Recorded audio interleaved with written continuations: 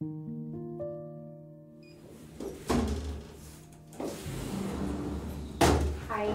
Hello. This is Liam. Pleased to meet you.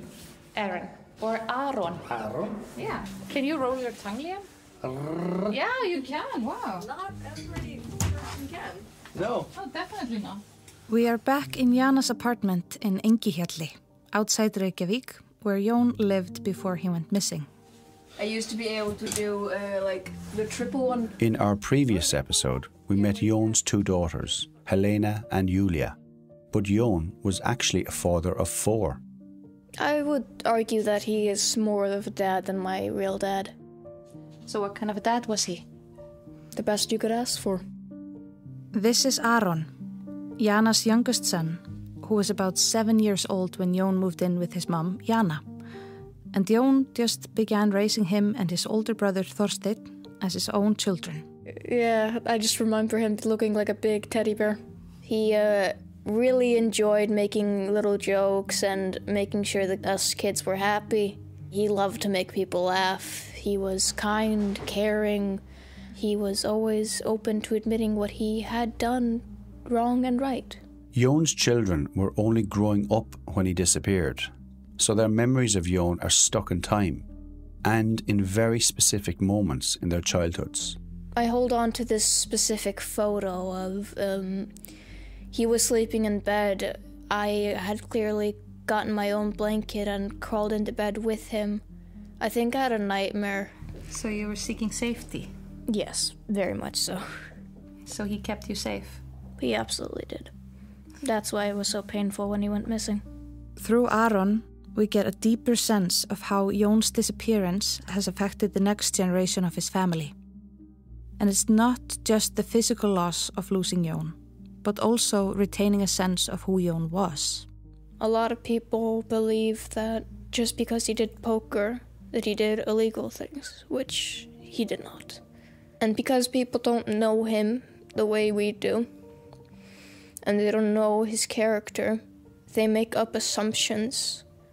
They believe what's not true. And they don't realize that that can still hurt the people that knew him. But the world deserves to know that he was amazing, and he would have never left us. Not on purpose. From RTE in Ireland And RÚV in Iceland. I'm Liam O'Brien. And I'm Anna Marsibil Clausen. And this is Where is Jón? Episode 4, Narrowing the Focus. Yeah. So. Would you like water or 7-Up or tea or coffee or everything? We're in the house of Willow and Eamon Connolly in Dublin. Willow and Eamon have played poker all their lives and are well known in the Irish poker community. They know the area around the Bonington Hotel like the back of their hand. Like around the corner from the Bonington was Marino, and the two of us went to school there, junior, senior, and then my mum's house was just next door to the Bonington, so we knew her really, really well. Back in February 2019, Willow and Eamon were due to play at the Dublin Poker Festival when they heard Jón went missing. They knew what that feeling was like, and so they immediately went to help. You formed a pretty strong connection to the family. I think it was empathy. They were just so friendly as well. They were trying to bring out their best side to carry on through everything. We just liked them as well, and I empathise with Hannah as the mammy, very much so, and my heart just went out to her. Yeah. That empathy from Willow and Eamon, that comes from their own lived experience. In 2007, their 20-year-old son Christopher went missing in Galway on the west coast of Ireland, where they knew no one. And desperate and lost and not knowing what to do. Everything you do is not the right thing. You don't know where to go. And we got help when we were in Galway looking for our son, and it was a great help for us, for somebody else to be able to guide us on where to look and to have somebody else help you out that way because you're feeling so lost at the time. After 5 days of searching, they did find Christopher, but tragically, he had taken his own life. It's not surprising then that their initial thoughts about Jón's disappearance echoed back to their son. I mean, I thought it might have been suicide, to be honest. That was our first thoughts because, you know, having lost a son to suicide, and then I've seen so many people getting into deep trouble in poker, and it can be very depressing for people. So that was our thoughts on it. So that's all we could do was search. After we searched everywhere, everyone kept on going back to the suicide because he just disappeared. Like there was no traces, no clues. Throughout February and March 2019, Willow and Eamon forged a bond with Jón's family, and in particular with his mother Hanna, who stayed with them. Initially, Hanna struggled to make any sense of Jón's disappearance. He would never, ever put himself in some dangers. Something happened. I needed answer. When Jón disappeared, it was a really confusing time for everyone in his family, and each of them searched for answers in his personality. When he was a child, he never changed. If he was angry, you did not see it. I did never see it. He kept it here and then he exploded somewhere, you know. I saw it in his room if he had been angry, because that was crushed, you know, in quiet, crushed. That was his temperament. He kept it and he took it away. So that was, for me, an explanation. So you think he went off to have a private explosion? Yeah. So that's what you think happened? Yeah. I can't see any other reason. It doesn't, you know, it doesn't make any sense. In a vacuum of nothing, no information. Those first few months were a really dark time for Jón's family.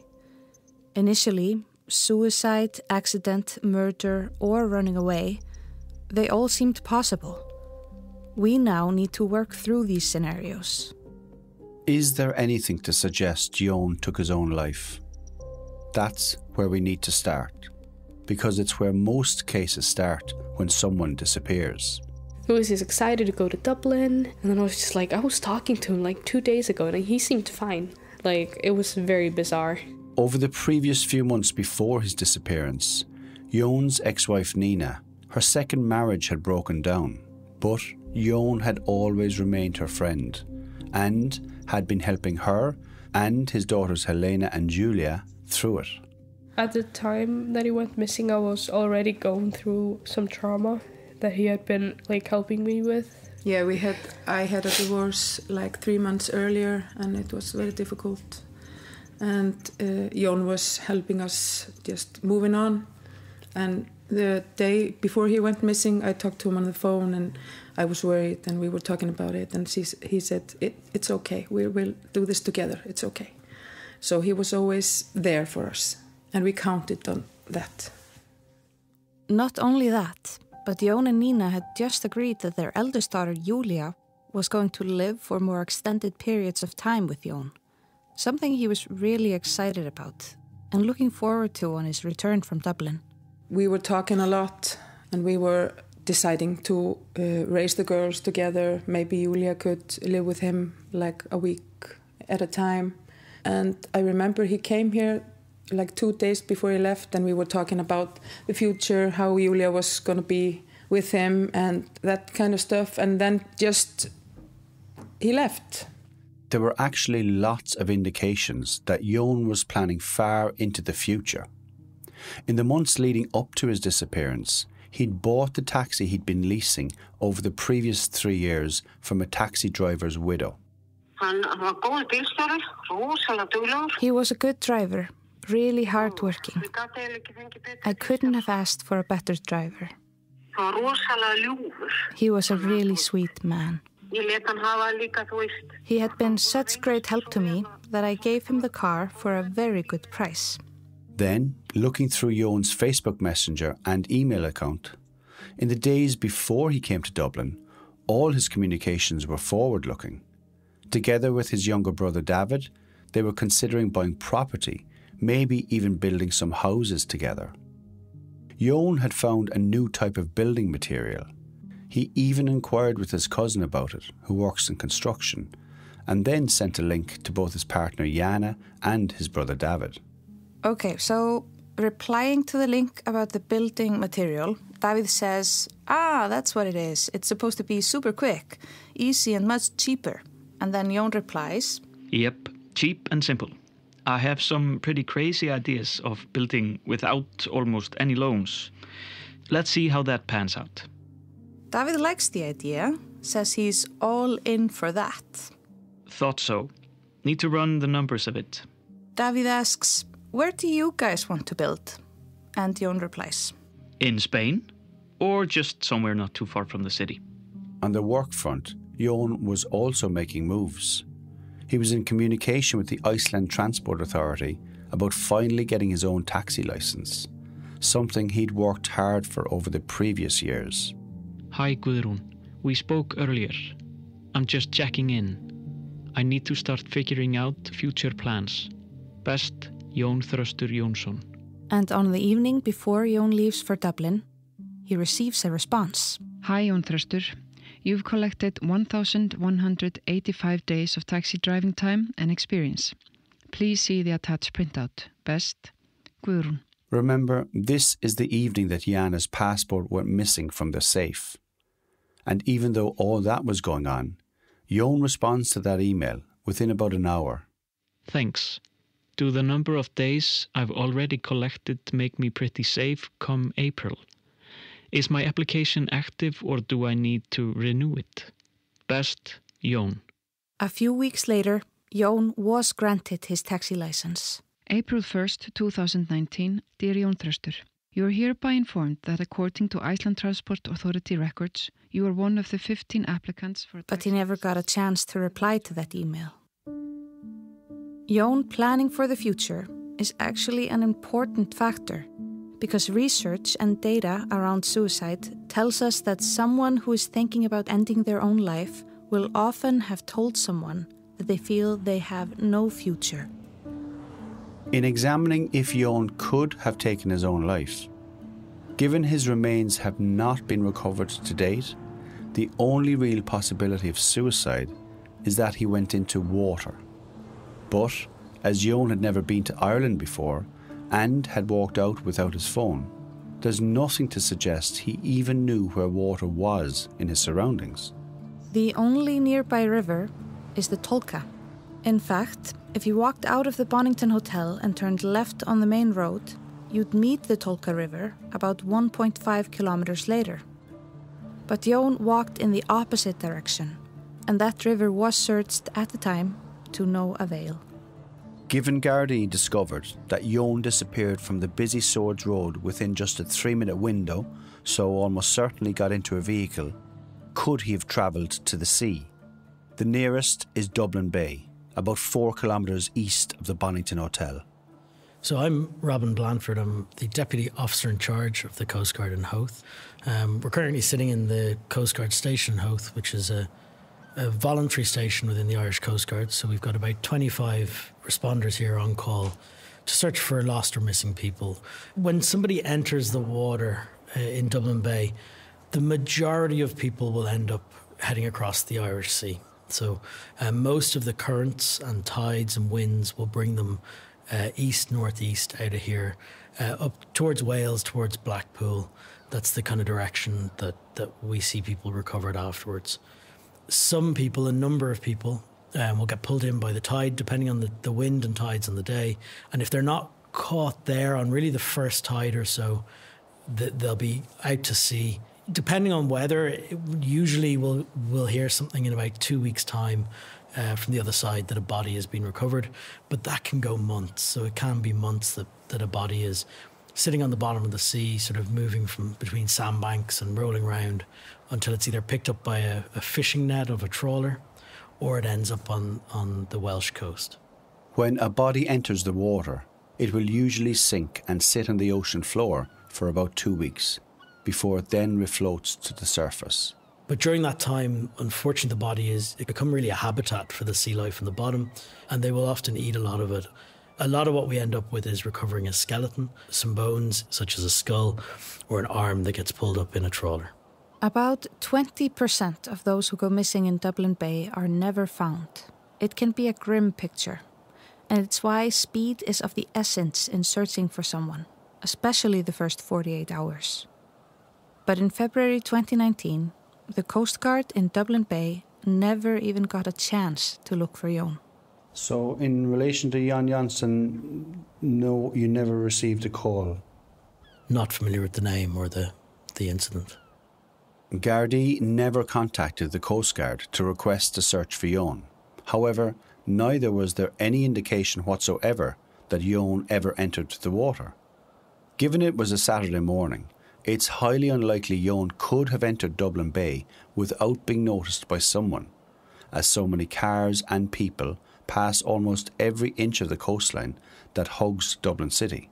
Remember, Jón vanished at about 11 a.m. on February 9th, 2019.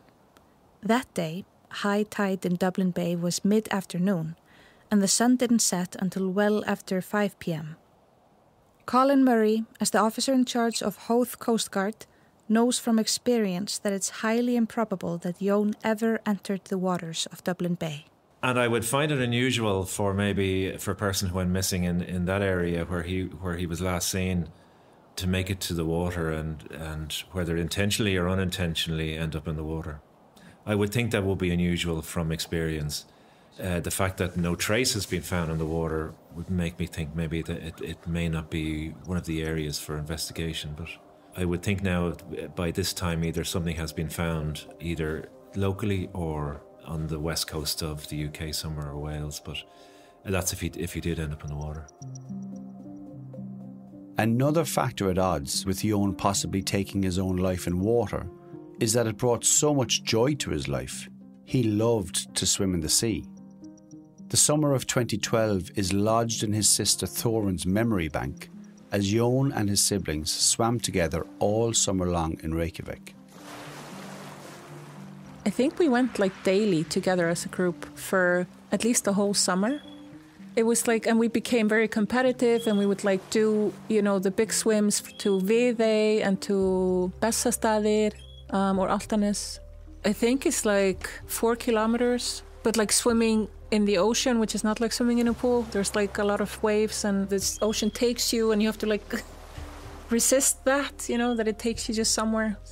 It's a nice challenge to do with your siblings or people that are close to you, because it's the best team building ever. Since sea swimming was such an enjoyable activity for Jón, it's hard then to imagine that he could have deliberately drowned himself in the Irish Sea. He was very strong. He was because he's such a big, so his strokes are he would cover more area with fewer strokes than he and my sister, who is tiny. So he would be very fast. David described him like a seal, I think. Yeah. He never got cold. And the water isn't that warm, Even in summer it was 12 or 10, and you have to really psych yourself up to walking into the ocean and doing this. And he would just walk in and like nothing, That was a very good summer. It was a lot of fun. Culturally and scientifically, statistics tell us that just 3.5% of suicides in Iceland happen by drowning. It's a really unusual way to end your life as an Icelander. As time passed after Jón's disappearance, February became March and March became April. And as Jón's family continued searching for answers, they began looking back on his life.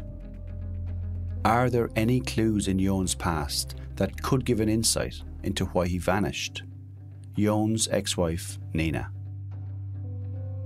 We divorced we were friends more than wife and husband, I think. That was the main reason. But he was also starting to play poker a little bit. I wasn't agreeing to that. But I think for the most part, it was just we grew apart a little bit. And we made a pact, always to pull our shit together for the girls. If anything come up, we just figure it out. Nina and Jón divorced towards the end of 2008. just as the financial crisis was starting to hit Iceland hard. When interest rates skyrocketed, Jón and Nina lost their house to the bank. Jón was then 31 years old and coped by pouring himself into the Icelandic poker community. He wasn't one for moping around, as his sister Þórunn remembers. I don't think he ever went on unemployment benefits, and he was never like sitting and, waiting for things to happen. He would just go out, and if he needed to make money, he would make money. Taking whatever jobs he could to ensure an income for his family, by the summer of 2009, Jón took his newfound passion for poker a step further. And, along with a friend, he opened up his very own poker club in Keflavík, near the international airport. They called it Ásinn, the Ace. I think he probably started that club so that he could play poker while he was working, It was it suited him. Jón's sister Þórunn helped him out in the early days of his poker club. But even then, she knew that Jón had a bit of a problem.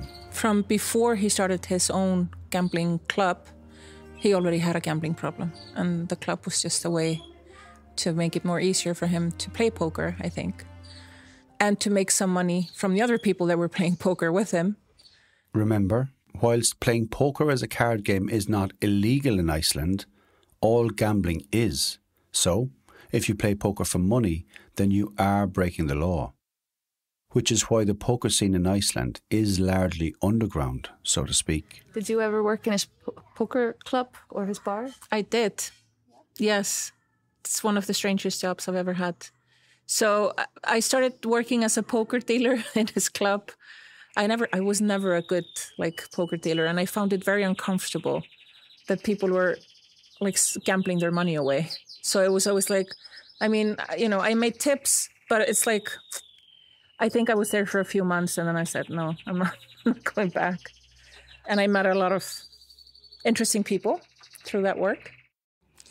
There was obviously many of them are gambling addicts, and they were sitting down playing poker, and then they would take a break, and then while they were doing everyone went to the bathroom or something, they would go and play they had these machines. You just put money and you hit, and they were putting 5,000 kronor at a time. And I was looking at them, I'm how can you spend all of this money on this? There were also people that, because of their job, shouldn't have been there, because they were police officers, that went to the club. And they were, it was just a lot of, and then people, things got heated and people started fighting.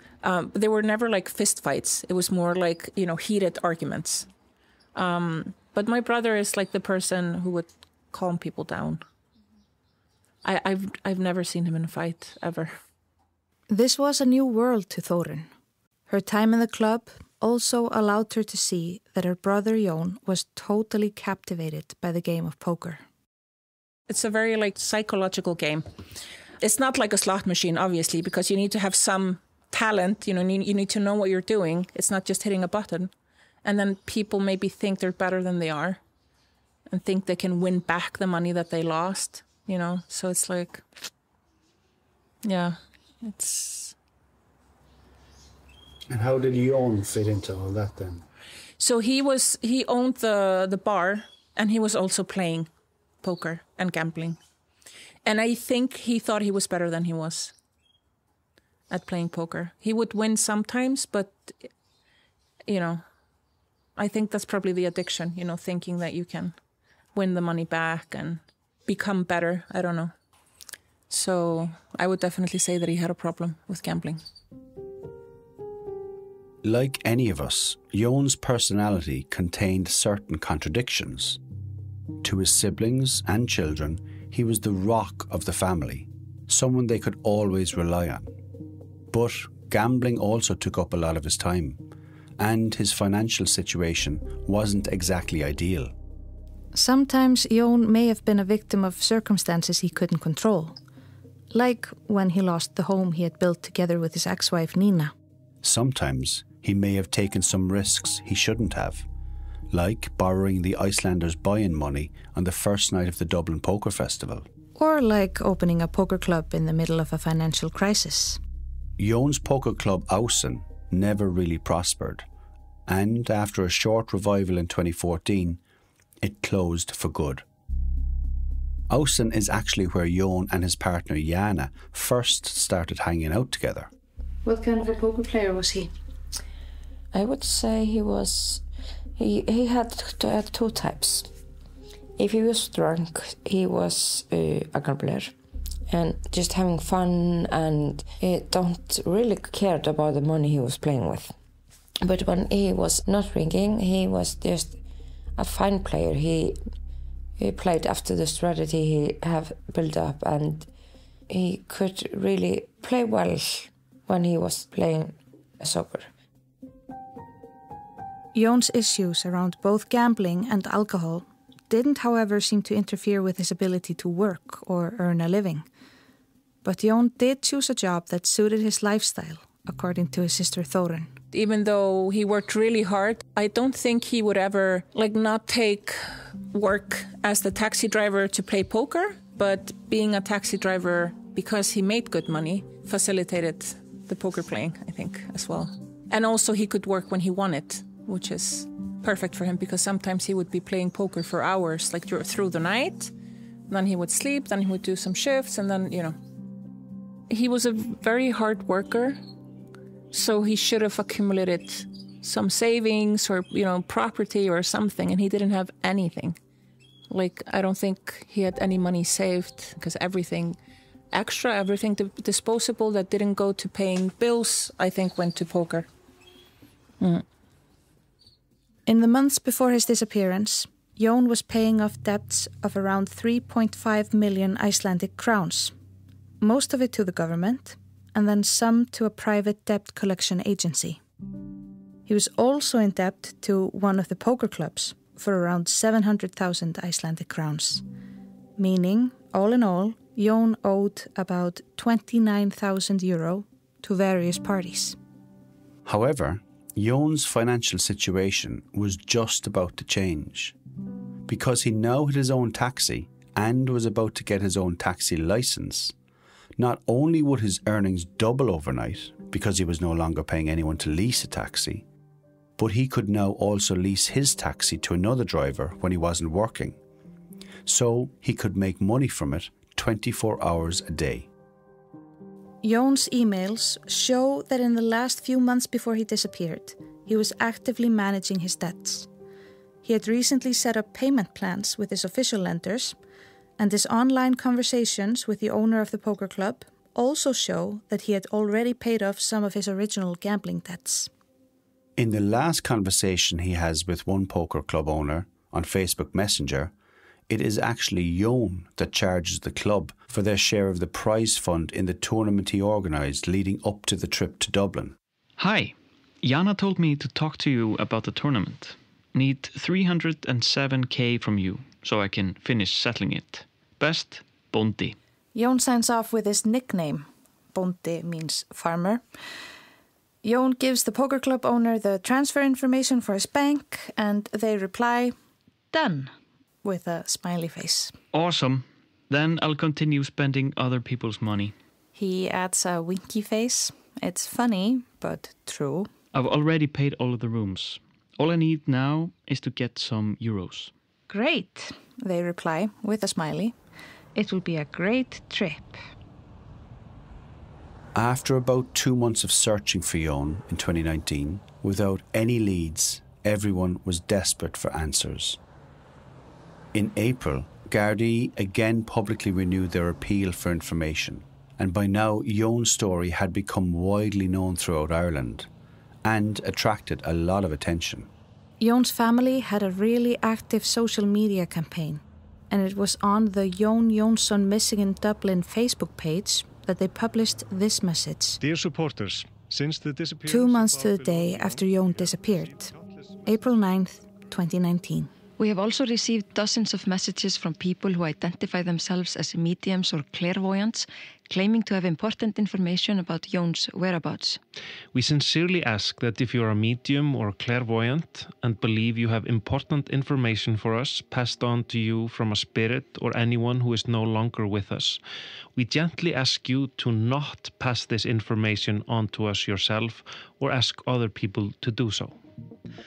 We respect your beliefs and way of life, but if you were in our shoes, you might understand how extremely hurtful it is to get a message every few days from people who claim that our dear brother is trapped under a boulder in a mine or worse. With love and gratitude, Jón's family.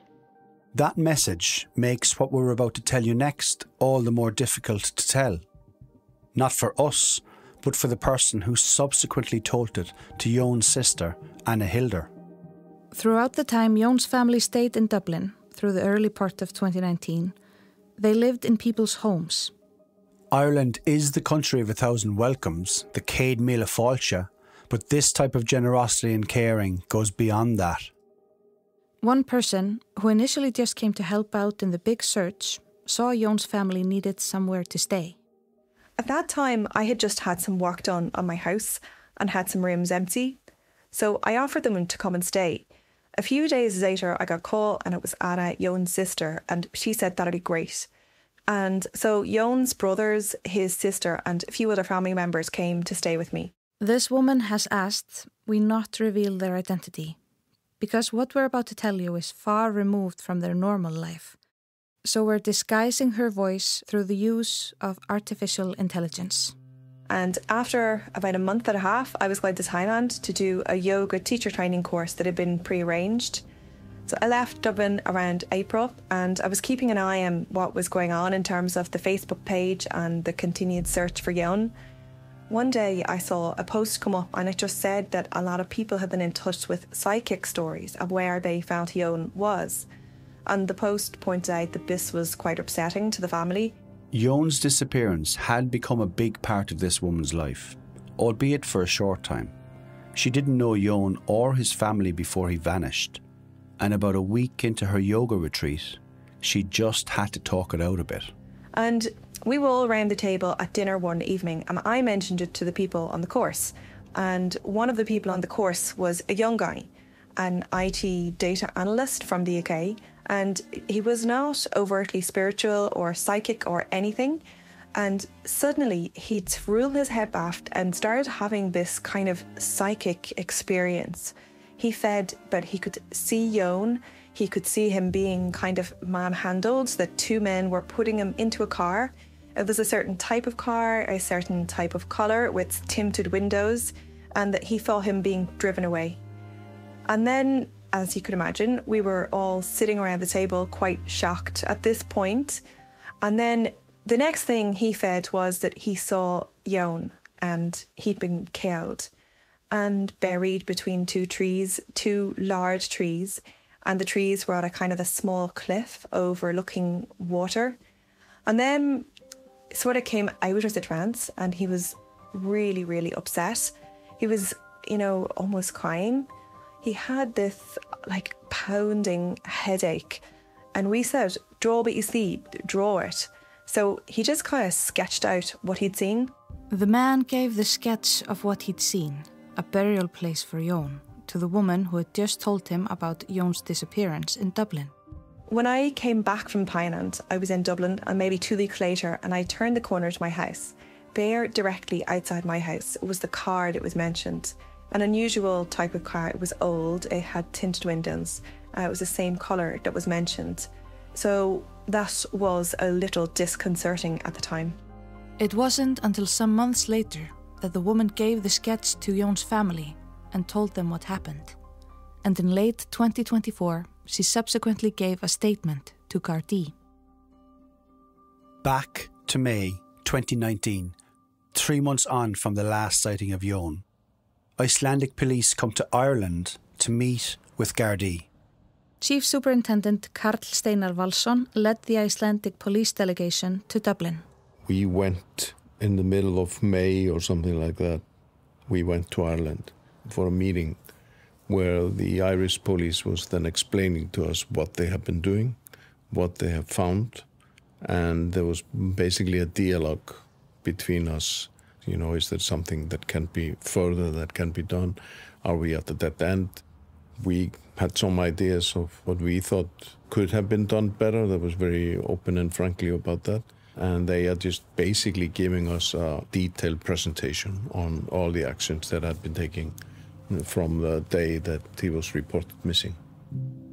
Jón's family felt that the Garda investigation in the first days and weeks after Jón disappeared was slow. But by the time Icelandic police visited Dublin in May 2019, Gardaí had run several extensive media campaigns, dedicated a considerable amount of time and manpower in following up on over 200 lines of inquiry. However, no information had come to light. So Icelandic police wondered what steps the Gardaí would now take. So you have that meeting in May, and one thing you said you discussed was if you were at the dead end. What was the conclusion? The conclusion was that they, at that time, they said that there was nothing that they saw that they could do more. The situation then was that they thought it was most likely that he had went into the sea. They were basically stopping more or less all the action unless there was something new coming up. So that was the situation at that time. The Gardaí's view in May 2019 that Jón went into the sea to take his own life, there is no evidence to suggest this, then or now. So it's unclear how Gardaí decided drowning was the most likely scenario. In looking towards another potential scenario, could Jón have been in some kind of an accident, where he fell or was knocked down, or some kind of misadventure that may have caused his death? That too is really hard to make sense of. Not just because no one ever saw anything, nor because of the extensive search in the surrounding area around his last known sighting, but also because no trace of Jón's remains have ever been found. So the chances of Jón being in some type of accident, and that accident resulting in his body being hidden in a city he'd only just arrived in, is again a very unlikely scenario. And that just leaves two remaining possibilities as to what could have happened to Jón Jónsson. And from a very early stage after Jón's disappearance, this was the view of the Icelandic police. When can we consider that the person is in danger? Is there any indication that, you know, something has been done towards him harmfully? In some cases, find that much later. You don't know that in the beginning. But my feeling as a policeman, I didn't see any indication that he would harm himself. It's possibility that he went to the sea. That is a possibility. You can never say that it's not. But I would say that either someone did something to Jón or he chose to disappear. In our next episode, we begin to investigate the only remaining possibilities. Whether someone could have killed Jón or if he intentionally disappeared. The capacity for somebody to disappear and start a new life elsewhere is often the kind of magical thinking that some people will have about missing persons cases. He was snapped, probably into a car, and he was killed. Easy as that.